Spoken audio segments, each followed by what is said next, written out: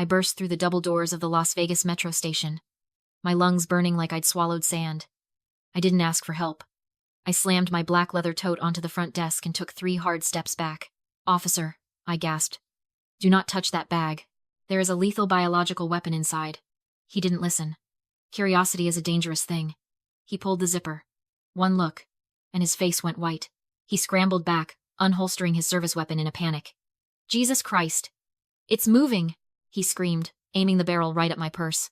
"Before I tell you who put that thing in my bag and why they're currently sitting at home waiting for my obituary, tell me in the comments, what is the one unforgivable line a family member could cross that would make you cut them off forever?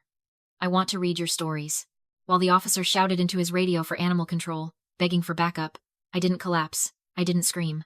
The old Madison, the one who paid their bills and apologized for taking up space, would have been sobbing on the dirty tile floor. But that Madison died the moment I saw the scales moving in my purse. The woman standing in the police station lobby was someone else. I was a forensic accountant. I spent my days hunting financial predators, tracking hidden assets, and destroying liars with nothing but a spreadsheet and a highlighter. My family thought they were sending a helpless victim to the slaughter. They forgot they were messing with an auditor, and I was about to close their account for good. I checked the time. My parents and Ashley were probably sitting in my living room right now, staring at the clock, waiting for the phone to ring with the news of my tragic accident. They were expecting a coroner. I decided to give them me instead. I needed to catch them before the official police dispatch went out. I needed them to panic. I pulled my phone from my pocket. My hands were steady now. Cold. I opened our family group chat, the one where they usually demanded money or gaslit me about being selfish. I typed 2 sentences. "I am at the police station. I know everything." I hit send. The reaction was instantaneous. The 3 little typing dots appeared on the screen like a heartbeat. They were watching. They were waiting. Panic is a predictable thing. It makes careful criminals do reckless things. And my family wasn't even that careful to begin with. My phone lit up in my hand. Incoming video call. Dad. Perfect. They were taking the bait. I looked around the lobby. The officer was still guarding my bag with his weapon drawn, keeping civilians back. I moved to a quiet corner, where the background was just a generic beige wall. I didn't want them to see the badges or the guns yet, not until I had what I needed. I held the phone up, angling it carefully, and hit accept. My father's face filled the screen. He looked sweaty, his eyes darting around the room. My mother was pacing behind him, wringing her hands. And there was Ashley, sitting on my couch, looking bored, checking her nails.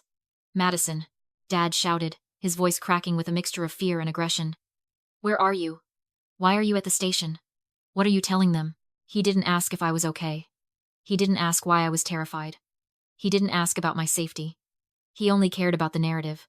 I let my voice tremble, playing the part they expected, the scared, confused daughter. "I found it," I whispered. "The bag. Something is inside. It's making a noise." Dad's eyes went wide. He didn't tell me to run. He didn't tell me to throw the bag away. He snapped into command mode. "Did you open it? Madison, listen to me. Do not talk to the police. Just open the bag. There is medicine inside for your nerves. Open it now." There it was. The confirmation. The directive. He wasn't trying to save me. He was trying to trigger the trap remotely. I looked at the recording indicator on my screen, watching the seconds tick by. I had it. I had the order.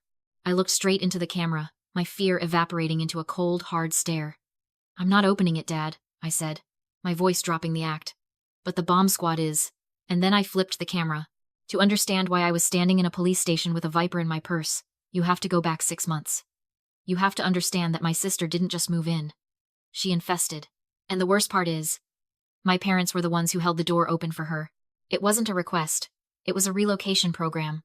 One humid Tuesday evening, my father's truck pulled into my driveway. He didn't knock. He just started unloading boxes. When I asked what was happening, my mother cried on cue, dabbing her eyes with a tissue she kept in her sleeve for exactly these moments. She said Ashley had been evicted. She said Ashley needed a fresh start. She said family helps family. What she didn't say, what I only found out later through a terrifying audit of their text messages, was the real reason. Ashley hadn't just been evicted. She had burned a local bookie for $50,000. The debt collectors had thrown a brick through my parents' living room window with a note attached, threatening to burn their house down next. My parents didn't move Ashley to my house to help her. They moved her to shift the target. They sacrificed my safety to protect their property value.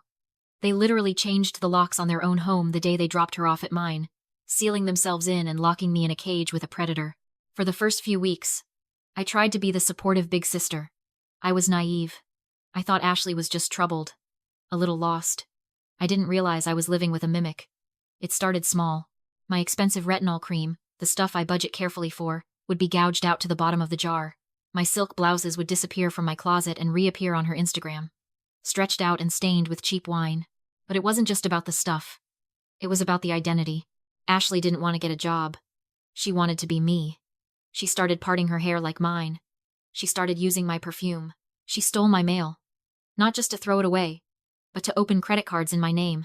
She wanted the lifestyle of a successful forensic accountant without the 60-hour work weeks or the decade of education. She treated me like an appliance, a dispenser of food, shelter, and money that she could kick when it didn't work fast enough. The financial bleeding was immediate. My grocery bill tripled. My utilities skyrocketed because she refused to turn off lights or close windows when the AC was running. When I tried to confront her, she would just laugh, a hollow, dead sound, and tell me I was being stingy. "You have so much, Madison," she'd say, scrolling through her phone on my couch. "Why are you so greedy?" I swallowed it. I paid the bills. I replaced the cream. I locked my bedroom door, though she learned to pick that lock within a week. I told myself it was temporary. I told myself I was saving her, but I wasn't saving her. I was enabling a monster. I was being a human shield for my parents, absorbing the blows they were too cowardly to take. But the thing about shields is that eventually, they break. And when they do, the people hiding behind them are the first ones to get hit. My family thought I was their safety net. They didn't realize that by pushing me too far, they were turning that net into a noose. The escalation wasn't gradual. It was an avalanche. 3 months in, Ashley stopped pretending to be a house guest and started acting like a squatter with a stolen identity. I woke up one morning to a credit monitoring alert on my phone. An application for a platinum card had been opened in my name. Then another. Then a line of credit at a casino. I didn't confront her immediately. I did what auditors do. I gathered evidence. I waited until she passed out at noon. Then I went into the guest room. It looked like a crime scene of my own life. My clothes were scattered on the floor. My jewelry was tangled on the nightstand. And shoved under the bed was a shoebox. I pulled it out. It wasn't full of shoes. It was full of final notices. The numbers made my blood run cold. It wasn't just $50,000 anymore. It was $450,000. The interest rates were predatory. The kind that come with broken kneecaps, not late fees. There were letters from private lenders in Vegas with handwritten post-it notes attached. Pay up or we visit the family. I drove straight to my parents' house. I thought this would be the smoking gun. I thought if I showed them the math, the sheer scale of the danger, they would finally snap out of it. I slammed the stack of overdue notices on their kitchen table. "Look at this," I said, my voice shaking with adrenaline. "She has stolen my identity. She owes $500,000 to criminals. They know where we live." My mother didn't look at the papers. She looked at me with pure venom. "You went through her room?" she hissed. "You invaded her privacy? She is recovering, Madison. She is fragile. And you are hunting for reasons to kick her out." My father grabbed the papers and threw them in the trash without reading a single line. "Stop being so dramatic," he barked. "It's just money. We'll handle it. But you are being cruel. You are kicking a dog while it's down." I stood there, stunned. The math was right in front of them, and they were choosing to be blind. That's when I finally understood. I wasn't dealing with bad parenting. I was dealing with a narcissistic family system. See, in a dynamic like this, the roles are assigned at birth, and they are immutable. Ashley was the golden child. She was their external ego. The projection of everything they wanted to be beautiful, exciting, special. She could do no wrong because if she was flawed, they were flawed. I was the scapegoat. I was the utility player. My role was to absorb the anxiety, pay the bills, and fix the messes so the golden child could keep shining. They weren't protecting Ashley because they loved her more. They were protecting her because she was their avatar. Admitting she was a criminal meant admitting their entire parenting identity was a lie. Admitting I was right meant admitting they were failures. So, to preserve their ego, they granted her total immunity. They would burn my house down, drain my bank account, and sacrifice my safety just to keep their fantasy alive. I looked at my parents, really looked at them, and realized they weren't victims of Ashley's manipulation. They were her co-conspirators. They knew about the debt. They knew about the danger. They just didn't care. As long as I was the one footing the bill. "I'm not kicking her out," I said, my voice dropping to a dangerous calm. "I'm evicting her. And I'm pressing charges for identity theft." My father stepped close. invading my personal space. His face red. You do that, he threatened. And you are dead to us. You hear me? We will ruin you. I walked out. I thought that was the bottom. I thought that was the worst it could get. But I was wrong. The golden child doesn't just get immunity. She gets a weapon, and I was about to find out exactly how sharp it was. I drove home in silence. No music, no radio, just the hum of the engine and the cold, hard click of a switch flipping in my brain. My father had threatened to ruin me. He didn't know that ruin is my business. I unravel bankruptcies for a living. I find the rot in corporate ledgers and expose it to the light. If my family wanted a war, they were going to get an audit. I didn't go to sleep when I got home. I waited until Ashley left to meet her friends, the ones she owed money to, probably. As soon as her car pulled away, I walked into the guest room. It was a disaster zone of discarded clothes and empty takeout boxes, a physical manifestation of her disrespect. But I wasn't there to clean. I was there to excavate. Criminals are usually arrogant, but Ashley was something worse. She was lazy. She didn't shred documents because she didn't think anyone would dare check her work. I found the shoebox in the back of the closet, buried under a pile of my stolen sweaters. It wasn't filled with love letters. It was filled with deposit slips. I sat on the floor and spread them out like a game of solitaire. Carbon copies. Dated over the last 3 months. The amounts were specific. $9,000. $8,500. $9,200. Never $10,000. In my world, we call this structuring, or smurfing. It's a federal crime designed to bypass the IRS reporting requirement for cash transactions. My parents weren't just handling Ashley's debt. They were liquidating their retirement accounts, withdrawing cash, and depositing it into shell accounts to pay off illegal bookies without triggering bank alerts. They were laundering money. They had crossed the line from enablers to felons. I took photos of every slip. I built a spreadsheet in my head, tracking the flow of funds. They were bleeding themselves dry. But then I realized something terrifying. If they were out of money and the math said they were, where was the next payment coming from? A cold feeling settled at the base of my spine. I ran to my home office and booted up my work laptop. I needed to check my corporate benefits portal. I typed in my password. Incorrect. I typed it again. Access denied. My heart hammered against my ribs. I hadn't changed my password. I picked up my phone and called the IT emergency line. This is Madison. I'm locked out. I need a reset. Now. 10 minutes later, I was in. I didn't look at my pay stubs. I went straight to the activity log. There was a login from a device I didn't recognize, an older iPhone, the kind my mother used 4 days ago. Then I went to the trash folder in my email, and there it was. The smoking gun. A confirmation email from HR. Beneficiary change request processed. I opened the attachment. My hands were shaking. Not from fear, but from the sheer icy shock of it. My corporate AD&D policy, accidental death and dismemberment, paid out double indemnity for tragic accidents. $2.5 million. The beneficiary was no longer the estate. It was Ashley. I sat back in my chair, the glow of the screen illuminating the dark room. It wasn't just about paying off the loan sharks anymore. It was an investment strategy. They had done the math. I was worth nothing to them alive, but dead? I was the jackpot. I was the solution to all their problems. They weren't just protecting the golden child. They were preparing to feed me to her. I didn't call the police yet. I needed one more piece of the puzzle. I needed to know how. And I wouldn't have to wait long to find out. The sun rose on Tuesday morning like a spotlight on a crime scene. I woke up with a knot of dread in my stomach, the kind of primal instinct that tells a gazelle the lion is in the tall grass. I knew today was the day.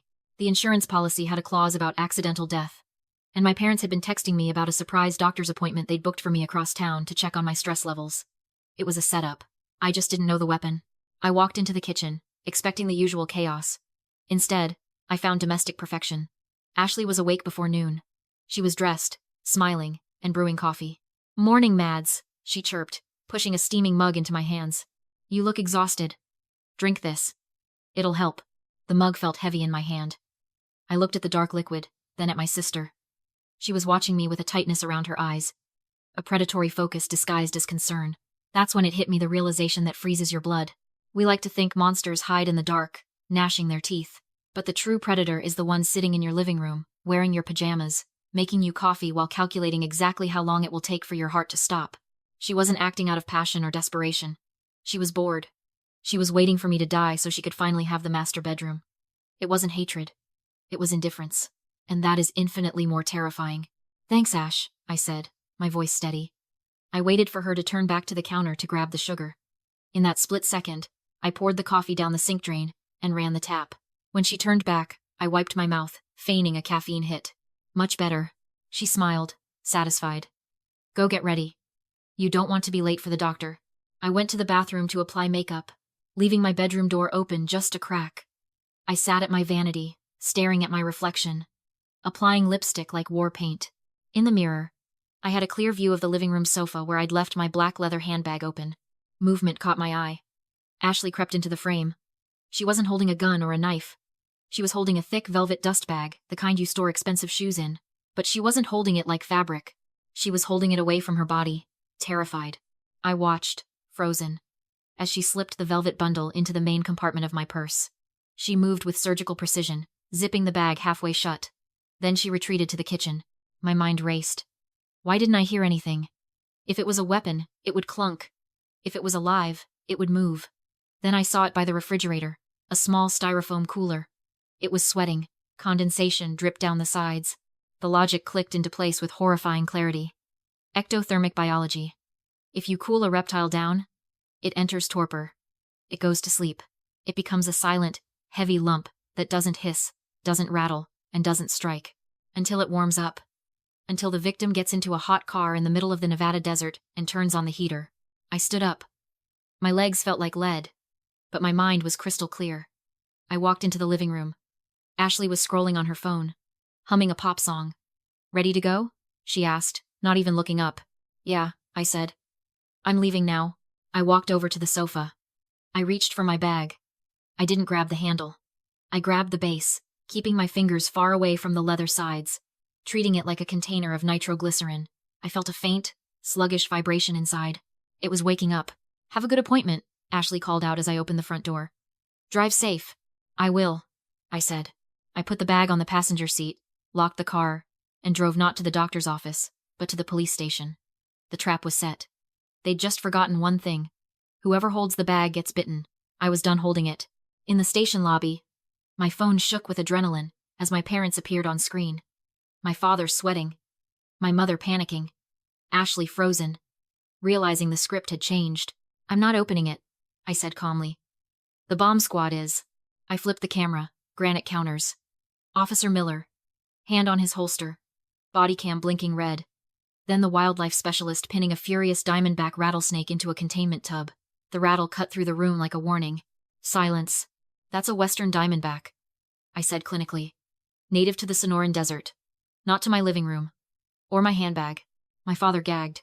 Ashley fled the frame, screaming for him to hang up. Don't, I said. This call is being recorded. The call where you ordered me to open the bag. Knowing exactly what was inside. It was a joke. My mother sobbed. Attempted murder isn't a punchline, I replied. Neither is insurance fraud. Or money laundering. My father exploded, screaming that I owed them everything. I owe you nothing, I said. But you owe the IRS $80,000, and your lenders far more. Don't worry. You won't be paying them. I needed police inside that house immediately. No warrant. A loophole. Officer, I said loudly, letting the body cam catch it. My sister is at my parents' house. She has access to lethal toxins and illegal narcotics. She told me if this failed, she wouldn't go back to prison. Is she armed? Miller asked. Yes, I said. And threatening suicide by cop. That was enough. Dispatch. Code 3. 4 Privet Drive. Possible barricaded suspect. Roll SWAT. Through the phone, I heard sirens on their end. Stop them, my father begged. We're family. Family doesn't poison the coffee, I said. I stayed on the line. I listened as sirens grew louder. Tires screeched. Boots hit pavement. Boom. The door came down. I heard screams. Orders. My father trying and failing to bluff his way out. I felt no guilt. Just relief. Like an auditor closing a file. 2 hours later, I walked out into a Las Vegas sunset. Inside, my parents and Ashley were being booked for conspiracy to commit capital murder, insurance fraud, and money laundering. Accounts frozen. Assets seized. No dream lawyers, just public defenders and bleach-smelling jumpsuits. I breathed. For the first time in months, the air felt like oxygen. Then a tow truck blocked me in. A repo man. Title loan. Defaulted. I'd never taken one out. Ashley had forged my signature. I could fight it. Drag this out. Or I could let go. Take it, I said. It's just a car. I can buy another. I can't buy another life. I walked away with nothing but my laptop bag and the truth, and I'd never felt richer. I sold the house 2 weeks later. Moved to the coast. Started over. I help women secure financial independence now. My family is a closed file. If you're still holding the bag for someone else, stop. They won't love you more. You're not family. You're fuel. Biology is not a suicide pact. You are allowed to walk away. I'm Madison. I survived the viper in the velvet bag. And the air on the other side of the fire is sweet.